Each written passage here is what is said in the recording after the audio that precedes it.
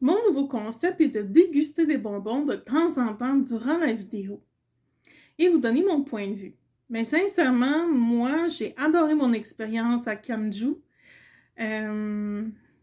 ou Kanju. Bon, du coup, bref, c'est pas grave, vous comprenez ce que je veux dire. Tout beau.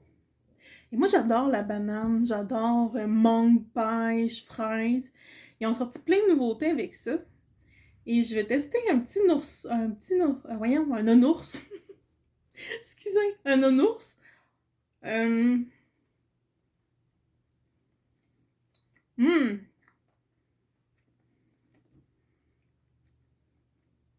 hmm. De mémoire, je pense qu'il était à vanille. Pas sûr. Mais c'est un petit goût de vanille. Mais c'est vraiment bon. Je vais reprendre un autre avant de débuter. Je sais que vous êtes curieux.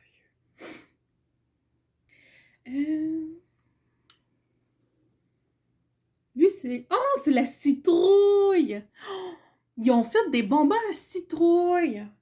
Puis j'ai pris juste un jujube à citrouille.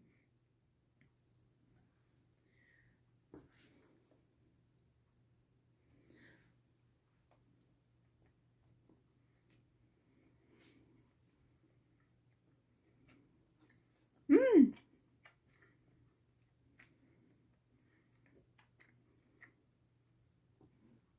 Je suis désolée, vous me voyez faire des grimaces, là, mais ça veut rien dire.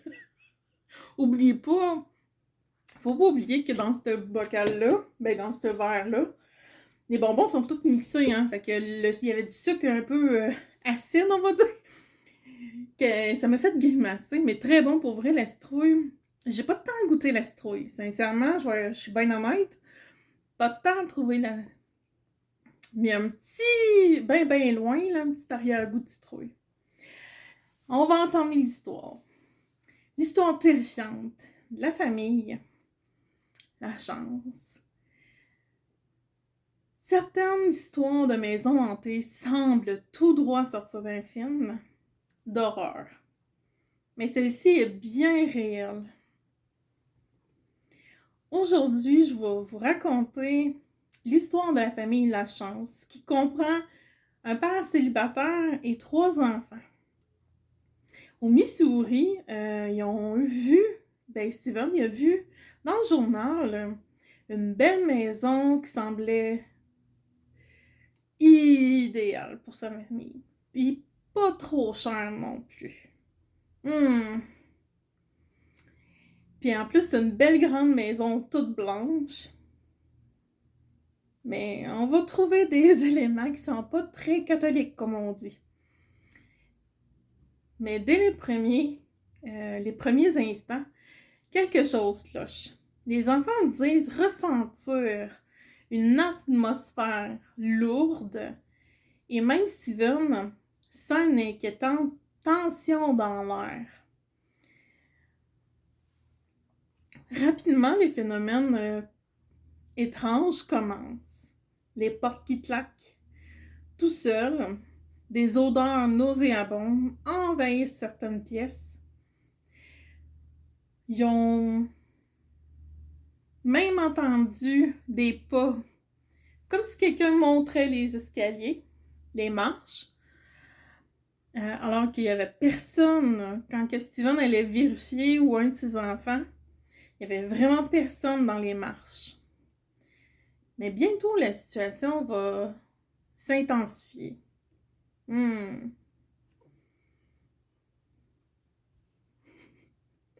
Oui, je suis curieuse à goûter d'autres bonbons, mais je vais me retenir. Les meubles se déplacent d'eux-mêmes. Les murs semblent vibrer, excusez-moi. Et surtout, une présence invisible se fait de plus en plus sentir alentour d'eux et vraiment agressive. Un jour, les enfants hurlent. Ils affirment avoir vu une créature sombre avec un sourire démoniaque. Steven, de plus en plus inquiet, comprend que ce n'est pas une simple maison bruyante, mais une véritable entité malveillante qui hante ses murs. La hantise atteint son apogée quand Steven ressent lui-même une attaque. Un soir, une force invisible le projette violemment contre un mur. Il entend des voix et une atmosphère glaciale envahit la maison. Il n'a plus de doute, il doit fuir pour protéger sa famille. En larmes, il prend ses enfants et quitte la maison en pleine nuit, sans jamais y revenir pour vivre. On va tester un petit bonbon.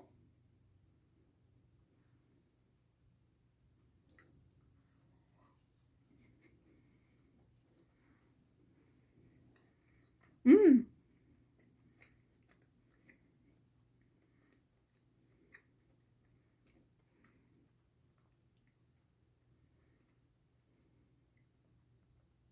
Très doux celui-là, sincèrement.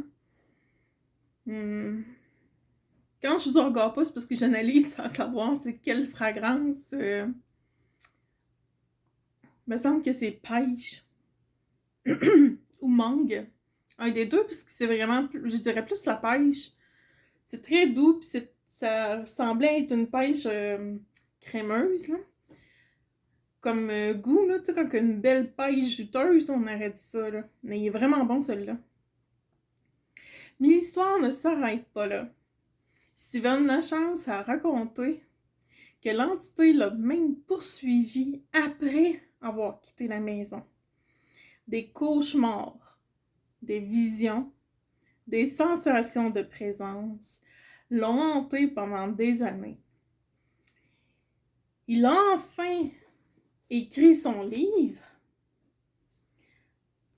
que je vais vous nommer en français, parce qu'en anglais, j'arriverai peut-être pas à le mentionner correctement, L'intrus.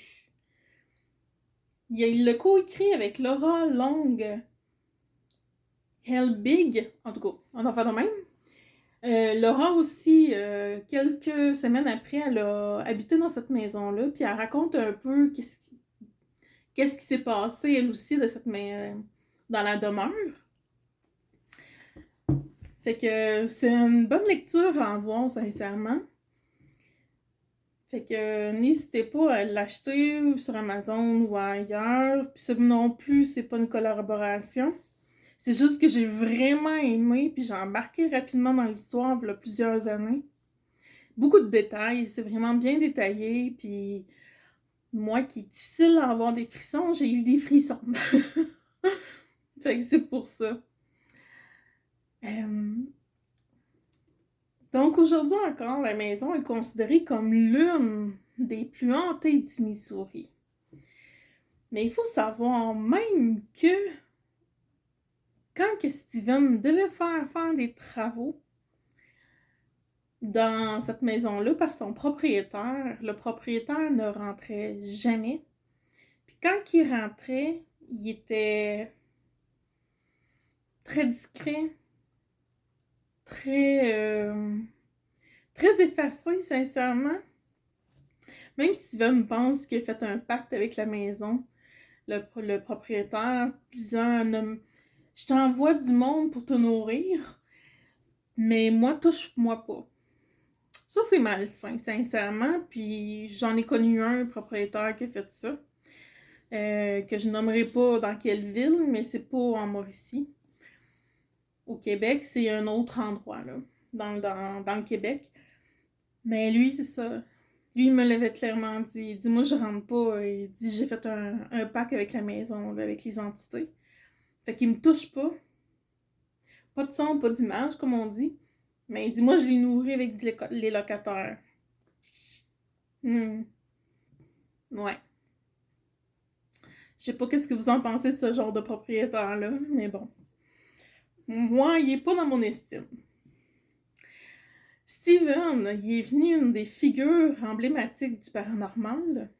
Il a partagé longtemps sur un podcast, sur son émission de radio, les dangers. Il a expliqué aussi, évidemment, qu'est-ce qu'il a vécu dans la maison. Il en a plus discuté aussi avec d'autres personnes. Mais c'est pour ça. Puis pour alerter aussi en même temps que jouez pas avec le feu. Vous savez pas à quoi vous avez affaire. Une personne qui est pas comme moi, qui est pas médium, tu sais, moi je les vois, je les ressens, puis tout ça, tu sais, mais moi je les vois comme des humains. Des fois, ils peuvent être translucides, mais je les vois. Mais c'est de faire attention, tu sais, le danger de Ouija, le danger de... Même le pendule, je trouve ça un peu dangereux, là. Tu sais, tout le monde fait ça sans être protégé, sans faire ça dans la semaine de la pleine lune. C'est un danger public là-dedans.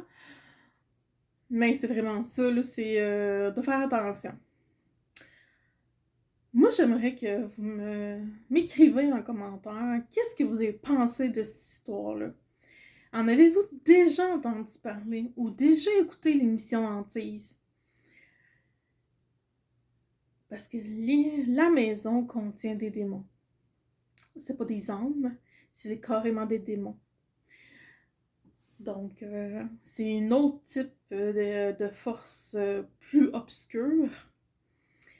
Mais avez-vous écouté l'émission Hantise? Pour vrai, moi j'aimerais ça savoir dans mes abonnés et ceux qui sont pas abonnés mais qui écoutent, qui vont l'écouter. Je n'arrive pas de noter. J'ai pas voulu faire une grosse émission là-dessus parce que Hantise l'ont fait. T'sais, ils ont expliqué une infime partie, parce qu'ils ont pris aussi l'histoire de Laura et de Steven. Donc, ils n'ont pas pu faire une grosse émission avec une suite ou autre pour tout élaborer, mais je conseille quand même encore d'aller chercher l'intrus.